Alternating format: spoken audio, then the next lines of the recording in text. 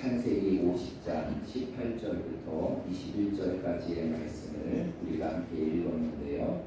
오늘 이 말씀을 가지고 선으로 바꾸시는 하나님이라는 제목으로 말씀을 나누도록 하겠습니다. 사실 이번 한 주는 목회자의 한 사람으로 살아가는 저에게는 굉장히 무거운 한 주의 시간이었습니다. 그리고 이 목회적인 사명을 어떻게 하면 감당할 수 있을까, 그 부분들을 고민하는 시간이 되었는데요. 오늘 그 부분들을 여러분들과 함께 좀 나누면서 하나님이 주시는 은혜를 함께 나누고자 합니다. 사실 제가 목회를 진행하고 그리고 또 설교를 하는 가운데 한 가지 원칙이 있습니다. 그 원칙은 바로 무엇이냐면 세상적인 얘기를 이 설교의 강단에서 하는 것은 결코 옳지 않다. 그렇기 때문에 최대한 말씀을 여러분들에게 전하고 여러분들에게 필요한 영적인 부분들이 무엇인가를 말씀을 통해서 고민하면서 지금까지 여러분들과 함께 말씀을 나누었는데요. 오늘은 이 세상적인 부분들을 얘기하지 않을 수 없는 그러한 시간이 왔습니다. 그래서 이 현실적인 부분들을 우리가 함께 바라보면서 오늘 말씀을 함께 나누려고 하는데요. 요즘 현실을 살아가는 우리 그리스도인들은 그 어떤 시대와 시기보다 정말 총체적인 난국의 시기를 보내는 것이 이 현재의 시기인 것 같습니다. 외부적으로는 계속적인 바이러스의 위협 속에서 위축이 될 수밖에 없는 상황에 있고, 그리고 안으로는 정부의 강압적인 정책과 시행으로 다시 한번 우리에게 진퇴양난과 같이 사면초가와 같이 난국의 시기를 보내는 것이 바로 우리가 지금 살아가는 이 현 시대의 모습인 것 같습니다. 그런 가운데에서 지난 한 주죠. 지난주에게는 우리가 이러한 것들을 피부로 느낄 수 있는 정부의 정책이 발표가 됐습니다. 아마 여러분들도 다 아실 텐데 지난 8일이었습니다. 수요일이었죠. 중앙재난안전대책본부 중대본이라는 그 기관에서 그곳의 수장을 맡고 있는 국무총리인 이 정세균 국무총리가 아주 우리의 가슴속에 충격적인 발표를 하게 되었습니다. 그것은 바로 무엇이냐? 이제 7월 10일부터는 교회 안에서 이루어지는 공적 예배를 제외하고는 모든 모임을 금한다라는 것입니다.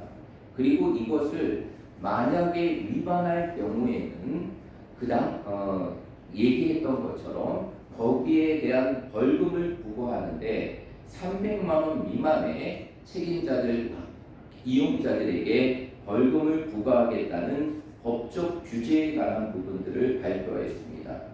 사실 그 이유가 무엇인가, 그 부분도 그의 발표를 통해서 얘기했는데, 그 이유는 바로 무엇이냐? 최근에 이 코로나 바이러스의 감염의 사례를 분석하니까 그 감염의 사례의 대부분이, 아니 절반 이상이 바로 교회의 소규모 모임을 통해서 이루어졌고 교회 행사를 이루어졌기 때문에 이러한 교회 행사의 모든 부분들을 금지한다는 것이 바로 그 발표의 이유였고 면목이었습니다.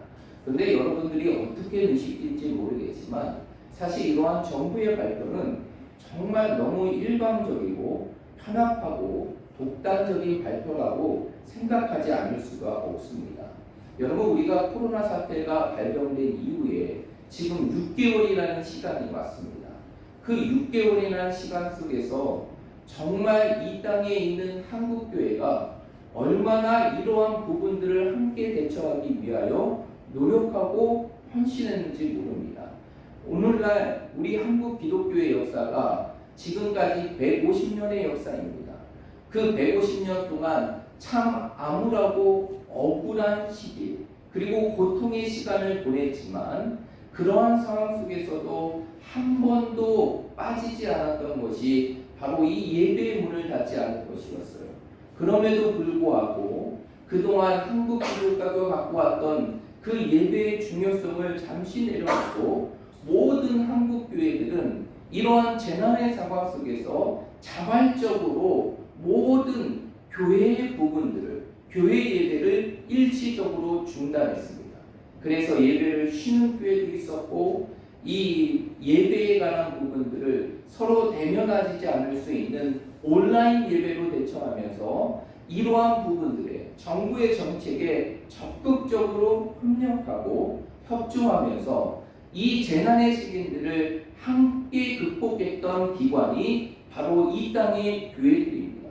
그런데 이러한 교회의 모든 노력을 한순간에 무참하게 짓밟아버리고 마치 교회가 코로나 바이러스를 옮기는 온상지와 같이 그러한 것으로 치부되어지는 이러한 정부의 발표를 들은 순간 이 땅에 있는 모든 목회자와 그리스도인들 그리고 모든 기독교 단체에는 분노하지 않을 수가 없었다는 것이죠. 그런 가운데에서 오늘날 초교파적으로 가장 큰 교회 연합단체인 한국교회 총연합회 한교총이라고 하죠. 그 한교총은 이러한 정부의 정책이 발표된과 동시에 반대 서명을 발표하겠습니다. 그러면서 이렇게 얘기했어요. 이러한 정부의 정책은 지극히 관료적인 발상이며 현실을 회피하려고 하는 면피용 조치이다. 그간 코로나 확산의 방지를 위해 교회의 노력에 반하는 정책이라 심히 유감을 표현하지 않을 수 없다라고 얘기했습니다. 그리고 그 밖에 개신교 단체인 이 미래 목회 포럼이라는 단체에서는 이렇게 얘기했어요. 마치 교회를 전염병의 온상지처럼 추구해버리는 이러한 정부의 정책은 심각한 현실의 위기를 경험하는 것이고 다시 한번 유감을 표현한다라는 그런 발표를 했습니다. 여러분, 이 코로나 사태 이후에 정말 이 땅에 있는 한국교회는 최선을 다해 방역을 하였고 그 방역을 하는 가운데에서 최소한의 교회의 모습을 유지하기 위해서 정말 몸부림치며 지금까지 왔습니다. 그런 가운데에서 이러한 정부의 정책을 들었을 때 정말 우리의 마음은 그리고 저의 마음은 분노하지 않을 수가 없었다는 것이죠. 여러분, 이러한 소모임을 금지한다는 것이 단순히 소모임만을 금지하는 것이 아닙니다.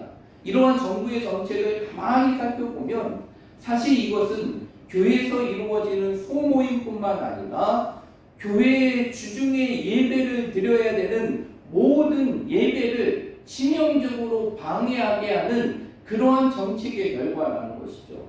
우리가 잘 알고 있지만 예배의 중요한 부분 중 하나가 바로 무엇이냐면 찬양입니다. 찬양을 하지 않고 하나님께 예배를 드릴 수가 없는 것이죠. 그런데 이번 정부의 정책을 보니까 뭐라고 얘기합니까? 모든 소모임을 금지하되 그 대예배를 위한 주일의 예배를 위한 성가대의 소모임까지도 다 금지한다. 그리고 심지어는 찬양을 하는 거나 그리고 크게 기도하는 모든 부분들을 다 금한다라고 말하고 있는 것입니다. 여러분, 이것은 명목상으로 주일의 예배, 정규의 예배는 허용한다라고 말하지만 실제적으로 정규의 예배까지도 주일의 예배까지도 심각한 위험에 이르게 하는 그러한 결과가 되는 것이 이 정부의 정책의 발표라는 것입니다. 근데 이러한 정부의 정책이 발표되게 되자 한 기관, 여론의 기관에서는 아주 우리가 깜짝 놀랄 정도로 놀라운 통계 수치를 발표했어요. 그 수치가 바로 무엇이냐면 지금까지 코로나가 발생한 이후에 6개월 동안의 시간 속에서 이 확진자들이 나오게 되는 그 발병의 비율이 큰 기관들이 어디인가를 쭉 조사를 했습니다. 한국교회 여론기관에서 이 부분들을 조사했는데 그 조사를 보게 되면 아주 놀랐습니다. 7월 8일 기준으로 우리나라의 코로나 확진자의 수가 13,293명입니다. 그 중에서 이 발병의 부분들이 가장 많이 나타난 단체가 어디일까요? 그 단체는 바로 신천지입니다. 39.4%. 그리고 2위가 무엇인지 아십니까? 해외 유입입니다. 14.36%. 그리고 3위가 어디냐면 바로 모든 물건들이 통용되는 물류센터와 그리고 콜센터입니다. 이게 전체 발병률의 7%를 차지했어요. 그리고 그 다음이 병원과 요양병원입니다. 6.4%입니다. 그리고 한참을 내려가면 그 가운데 교회가 있는데 이 교회가 전체 확진자들 가운데 발병하게 되는 비율이 몇 프로인지 아십니까? 그 프로를 조사해 보더니 0.01%도 안 되는 0.0057%예요. 0.0057%, 0.1%도 아니고 0.01%도 아니고 0.0057%.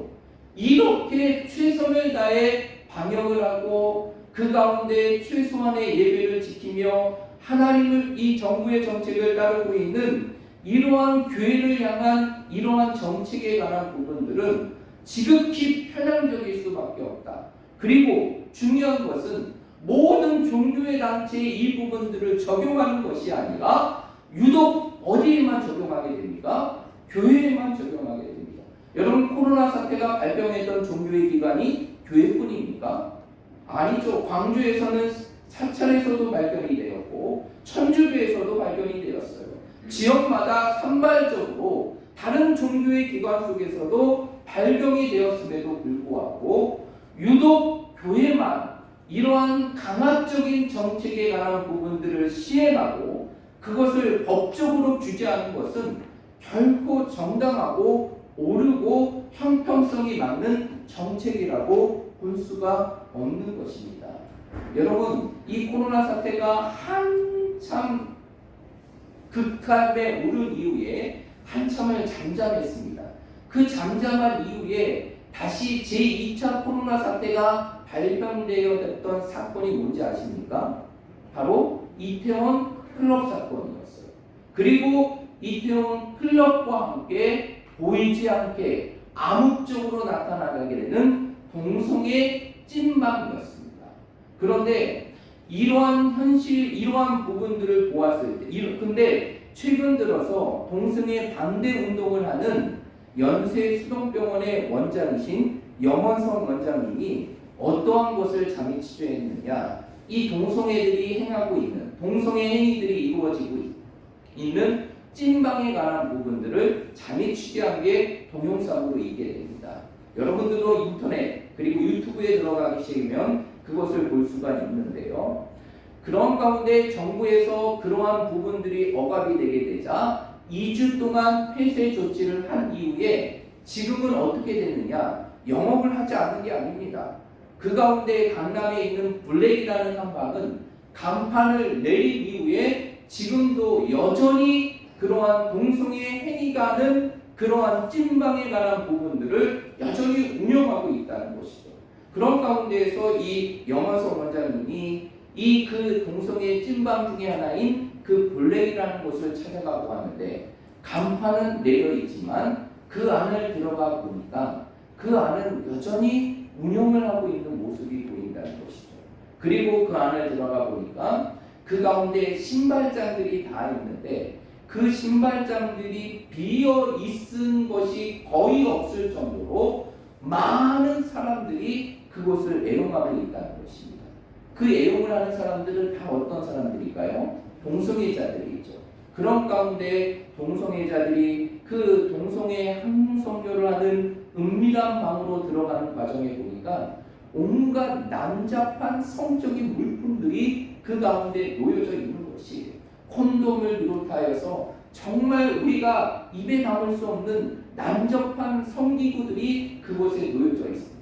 그리고 단지 커튼 하나만을 가려져 있고 그 안에는 칸막이별로 우리가 상상할 수 없는 성적인 난잡한 행위들이 그곳에서 이루어지고 있다는 것이에요.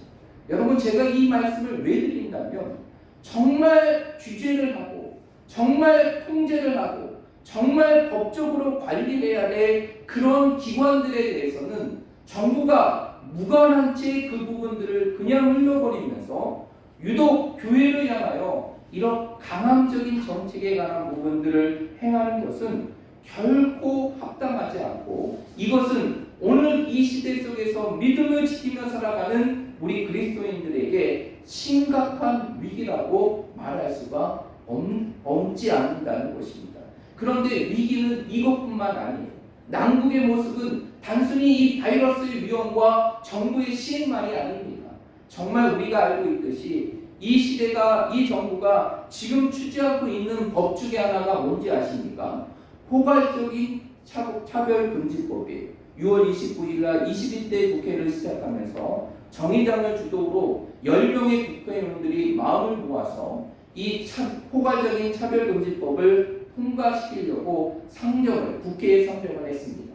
이제 국회의 상정을 기다리고 있고, 그리고 국회에서 국회의원들이 이 부분들을 통과시키기만 하면 이제는 어떻게 되느냐? 이 땅에 차별금지에 대한 모든 제한들이 다 이루어지게 되는 것입니다. 그런데 이 포괄적인 차별금지법은 굉장히 좋은 의도인 것 같아요. 우리가 겉으로 보기에는 이 사회적으로 갖고 있는 모든 차별에 관한 부분들을 해소하고 모든 사람들이 다 평등하자라는 그러한 취지로 이 차별금지법을 통과시키려고 하지만 여러분들 아셔야 될 것이 있어요. 그 가운데에서 수십 개의 조항 가운데 무엇이 있느냐? 바로 성평등의 조항이 있어요. 이 성평등의 조항은 단순히 우리가 생각하는 남성과 여성의 평등을 주장하는 것이 아니라 이 땅에 이루어지는 모든 성적인 취향의 부분들을 인정하고 거기에 대해서 차별을 해서는 안 된다는 것이에요. 한마디로 이 땅에 있는 모든 성소수자들의 인권이라는 명목 가운데 그들의 모든 추적받은 행동들을 인정하고 받아들이자는 것이죠. 그리고 이것이 시행이 되는 순간 어떻게 하게 되느냐? 이제 거기에 대해서 자유로운 발언이나 목소리도 내지도 못하게 됩니다. 만약에 강단에서 우리가 신앙적인 기준을 가지고 동성애에 관한 부분들을 차별적으로 얘기하게 되면 그것이 법적인 저촉이 되게 되고 벌금을 묻고 처벌을 받게 되는 그러한 일들이 일어나게 됩니다. 그런데 더 놀라운 건 뭔지 아십니까? 만약 이 법이 통과가 되어서 동성애를 인정하게 되고 동성애를 합법적으로 인정하게 되면 이 나라에 지금까지 지켰던 건강한 가정의 질서가 완전히 파괴하게 된다는 것입니다. 여기 가운데 아직 자녀들이 결혼하지 않는 자녀들도 있죠. 그런데 나중에 되면 우리의 자녀들이 이제는 여성임에도 불구하고 자신의 배우자를 여성으로 데려올 수도 있고 자신의 아들이 남성임에도 불구하고 그 배우자를 남성으로 데려올 수도 있는 그러한 상황들이 우리의 상황 속에 펼쳐지게 됩니다. 그리고 심지어는 미국과 유럽의 모습을 보면 이미 이러한 차별금지법을 수용하게 되는 미국과 유럽의 모습을 보게 되면 동성혼을 인정할 뿐만 아니라 더 변형적인 가정의 형태들이 일어나게 됩니다. 그 변형적인 가정의 형태들이 바로 무엇이냐면 바로 일부 다처제 그리고 일처 다부제의 일들이 일어나게 된다는 거예요. 심지어는 지금 유럽에서는요 그러한 일들이 일어나고 있어요. 한 남자의 2명의 아내가 있습니다. 그리고 그 자녀들이 한 가정 안에서 자라나고 있어요. 그리고 어떠한 가정에서는 한 여인 앞에 2명의 남편이 있게 됩니다. 여러분 이것이 상상이 됩니까? 그런데 이제는 이 차별금지법이 통과된 이후에는 이러한 부분들을 우리의 힘으로 어떻게 막을 수가 있는 상황이 되지 않는다는 것이. 여러분 지금 우리가 펼쳐지는 이 현실의 이러한 모습을 보게 되면 정말 그 어떤 시국보다 난국의 시기라고 말하지 않을 수 없는 정말 어마어마한 일들이 이 땅에 이루어지게 되는 것이죠. 바이러스에 대한 감염을 막는다는 이유로 지금까지 누구보다 협력적이었던 교회를 탄압하게 되고 그리고 모든 성소수자의 인권을 인정한다고 하고 그들의 평등을 주장하기 위해서 다수의 모든 인권의 부분들을 말살하게 되는 그러한 일들이 오늘 이 시대 속에 이루어지고 있는 것입니다. 여러분, 지금 이루어지는 이런 상황들을 우리 그리스도인들은 잘 목도해야 되는 것이에요. 정부가 모든 것을 잘 이끌어가지만 늘 우리는 어떠한 시선으로 바라볼 수 있어야 되느냐? 믿음의 시선으로 바라볼 수 있고 그들의 행위에 관한 부분들을 옳고 그름을 분명하게 구분할 수가 있어야 되는 것이에요. 그러면 이렇게 난국과 같이 어지러운 이 현실의 삶 속에서, 정말 이 어지러운 현실의 삶 속에서 믿음을 지키는 것이 너무나 힘든 이 현실의 삶 속에서 오늘 이 시대를 살아가는 우리들이 이 시대 속에서 하나님이 주시는 그 믿음의 모습을 온전히 지키고 이 현 시대의 상황들을 바꾸어 주시는 하나님의 은혜를 우리의 삶 속에 누리기 위해서는 우리의 삶 속에 어떠한 모습이 있어야 될까요? 저는 오늘 여러분들과 두 가지의 말씀을 함께 나누고자 하는데, 이 현실의 삶 속에서 우리에게 첫 번째로 필요한 믿음이 있다면 그 믿음은 바로 무엇이냐?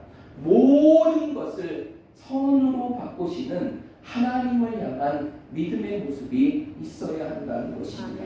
여러분, 세상이 아무리 거꾸로 돌아가는 것처럼 보이고 이 세상의 정권과 세상이 아무리 교회를 탄압하고 짓누르는 것처럼 보이고 세상의 권력의 힘이 모든 것을 다스린 것처럼 보여도 여러분, 우리는 기억해야 될 것이 있어요. 이 세상의 주관자는 결코 사람이 아니라 하나님이시고, 그리고 이 세상의 모든 것은 하나님의 섭리와 계획 속에 이루어진다는 것입니다. 여러분, 이 사실을 믿으십니까? 믿으십니까? 이 세상의 주인과 통치자는 하나님이시고 하나님은 자신의 선하신 뜻대로 이 세상의 모든 것들을 이루어 가심을 믿으십니까? 오늘 이러한 믿음을 고백하는 것이 바로 요셉의 고백입니다. 오늘 본문의 말씀을 보게 되면 우리가 읽었던 본문의 말씀 19절과 20절의 말씀에 보면 이제는 요셉과 요셉의 형제들이 이제 그의 아버지 야곱이 죽게 됩니다. 그 야곱이 죽게 되는 상황 속에서 요셉의 형들이 요셉에게 고백하고 그 형들의 고백을 들었던 요셉이 그들에게 고백하는 내용이 바로 19절과 20절의 말씀인데, 우리 19절과 20절의 말씀 한번 읽어보겠습니다. 시작! 요셉이 그들에게 이르되 두려워하지 마소서. 내가 하나님을 의심하니까 당신들은 나를 해하려 하였으나 하나님은 그것을 선으로 바꾸사 오늘과 같이 많은 세상의 생명을 구원하여 주셨잖아요. 아멘. 오늘 이 말씀을 보니까 이 상황이 어떠한 상황이냐, 이제 요셉과 형제들의 삶 속에서 정말 씻을 수 없는 아주 나쁜 기억이 있었죠. 그 기억은 바로 무엇입니까? 요셉의 형제들이 자신의 아버지의 사랑을 독차지하는 그 요셉을 죽이려고 했고 그 요셉을 애굽으로 판 것이었습니다.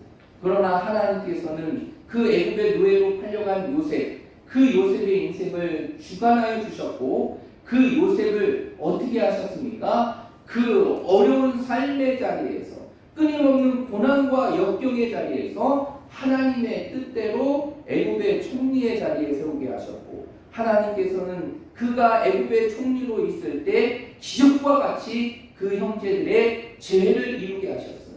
그것을 통하여서 요셉의 모든 형제들과 그의 부모를 애굽 땅 고센의 땅으로 오게 하였습니다. 그렇게 함을 통하여서 요셉과 그의 형제들과의 삶이 함께 이루어지게 되죠. 그러나 여전히 형제들과 요셉 사이에는 이 지울 수 없는 과거의 모습이 늘 장애가 있었다는 것이죠. 그럼에도 불구하고 함께 할 수 있었던 것은 누가 있었기 때문이냐? 그의 아버지 야곱이 있었기 때문이었어요. 그런데 그 야곱이 죽게 되자 이제 그의 형들은 어떤 마음을 갖게 됩니까? 요셉이 이제 자신들이 행했던 행위에 대해서 분명히 보복을 할 것이고 자기들을 가만히 두지 않을 것을 두려워하였다는 것이죠. 그랬을 때 요셉의 형제들의 고백을 통하여 요셉이 고백하는 말씀이 바로 무엇이냐면 19절과 20절이에요. 19절과 20절의 말씀을 보면 요셉은 이러한 고백을 합니다. 내가 하나님을 대신하리이까 당신들은 나를 해하려 하였으나 하나님은 그것을 무엇으로 바꾸셨다? 선으로 바꾸셨다라고 얘기해요. 이 얘기는 무엇입니까? 당신들은 나를 죽이려고 하는 악을 행하였지만 하나님께서는 오히려 그것을 바꾸셔서 선으로 인도하시고 나의 인생을 이렇게 회복시키실 뿐만 아니라 당신들의 생명까지 구원하시게 되는 하나님의 위대한 역사를 이루셨습니다 라고 고백하는 것이에요. 여러분, 이 현실의 상황들을 바라보면서 우리의 삶이 침울할 수가 있어요. 원통할 수가 있습니다. 그러나 우리가 기억해야 될 것은 바로 무엇이냐? 우리 하나님은 어떤 하나님? 모든 것을 선으로 바꾸시는 하나님이 우리 하나님이시라는 것이에요. 이 시대가 아무리 잘못되고 돌아가는 것처럼 보일지라도 하나님께서는, 이 세상의 통치자이신 하나님께서는 결코 이 시대를 그대로 두는 것이 아니라 세상의 사람들이 악으로 치닫게 하는 그 순간 속에서도 그 악을 바꾸어 선으로 이루게 하시고 이 땅에 하나님의 교회를 회복해 하시는 분이 우리 하나님이라는 사실을 믿으시길 바랍니다. 그러면 이러한 현실의 삶 속에 우리가 가져야 될 믿음은 무엇일까요? 바로 오늘 이 요셉의 고백과 같이 모든 것을 선으로 바꾸시는 하나님, 우리 인생의 삶의 모든 것, 그리고 이 땅의 모든 것을 선으로 바꾸시는 그 하나님을 우리의 삶 속에 믿을 때 이 난국의 시대를 극복할 수 있는 것입니다. 그러므로 우리 사랑하는 모든 성도들이 오늘 이 말씀을 기억하면서 오늘 이 현실의 삶의 모습이 정말 우리를 억압하고 얽매이고 탄압하는 것 같은 그러한 느낌들이 우리에게 들고 정말 잘못 흘러가는 현실의 상황 속에서 모든 것들이 세상의 흐름 속에 이루어지는 것처럼 보일지라도 우리는 기억해야 되는 것은 바로 이 세상의 모든 것은 하나님의 선하신 섭리 속에 이루어짐을 믿을 때 우리는 이 난국의 시대 속에서도 하나님을 바라볼 수 있는 믿음을 가질 수 있는 것입니다. 그러므로 우리 사랑하는 모든 성도들이 오늘 이 말씀을 기억하며 이렇게 선으로 바꾸시는 그 하나님을 여러분의 삶 속에 믿고 고백하며 살아갈 수 있는 우리 모든 성도들이 되시기를 말씀으로 축복드립니다. 두 번째로 우리의 삶 속에 가져야 될 또 하나의 모습이 있어요. 이 난국의 시대에 우리가 가져야 될 또 하나의 중요한 모습이 있는데 그것은 바로 무엇이냐? 이 조국과 이 조국의 위정자를 위해서 뭐 해야 될까요? 기도해야 되는 것이. 여러분, 우리가 정말 하나님의 선하심을 믿는다면 하나님께서 이 모든 현실의 삶을 바꾸어서 이 땅의 교회를 회복하시고 그리고 이 땅에 하나님의 존엄함을 드러내게 하시는 하나님의 선하심이 이루어짐을 믿는다면 우리의 삶 속에 가져야 될 것은 바로 무엇이냐? 이 현실의 삶 속에 이 조국과 위정자들을 위해서 기도해야 되는 것이. 어떤 이들은 이렇게 얘기합니다. 이러한 정부의 흐름 속에서 이제는 더 이상 묵고할 수가 없이 투쟁을 해야 된다고 얘기합니다. 그러나 저는 그렇게 생각하지 않아요. 여러분, 하나님의 위대한 역사는 인간의 투쟁을 통해서 이루어집니까? 아니, 하나님의 위대한 선하심의 역사는 무엇을 통해서 이루어지느냐? 무력이 아니라 세상의 권력과 힘을 통해서 이루어지는 것이 아니라 우리의 삶 속에서 선하신 하나님을 바라보고 우리의 삶의 자리에서 나라와 조국을 위해서 기도할 때 그것이 결국 이 세상을 바꾸는 가장 강력한 힘이 됨을 믿으시길 바랍니다. 이러한 부분들을 볼 수 있는 것이 사무엘 7장에 나와 있는 바로 이스라엘 백성들 가운데 이루어졌던 미스바 기도 운동이었어요. 여러분, 우리가 사무엘상의 말씀을 쭉 보면 알겠지만 그 사무엘상 당시에 이스라엘 백성들이 얼마나 타락하고 아주 추악적인 죄악의 모습을 범죄하며 그리고 부끄러운 일들을 당하게 됩니다. 외부의 민족인, 이방의 민족인 블레셋의 끊임없는 침공으로 인하여서 하나님의 임재를 상징하는 그 언약궤마저도 잃어버리고 그 가운데에서도 여전히 정신을 차리지 못한 채 죄악의 모습을 반복했던 시대가 바로 사무엘상에 나오는 이스라엘 백성들의 영적인 상태였어요. 이러한 상태 속에서 이스라엘 백성들이 다시 하나님의 은혜를 회복할 수 있었던 것은 다른 것이 아니라 그들의 삶 속에 영적인 무브먼트와 같은 기도의 삶을 다시 회복하였기 때문입니다. 그 나라를 다스렸던 그 나라를 다스렸던 그 당시의 지도였던 사무엘은 그 조국의 암담한 형실을 바라보면서 모든 이스라엘 백성들을 어디에 모이게 합니까? 미스바에 모이게 했죠. 그리고 그 미스바에 모이게 한 이후에 무슨 운동을 벌이니까 철저히 기도의 운동, 회개의 운동을 벌이게 돼요.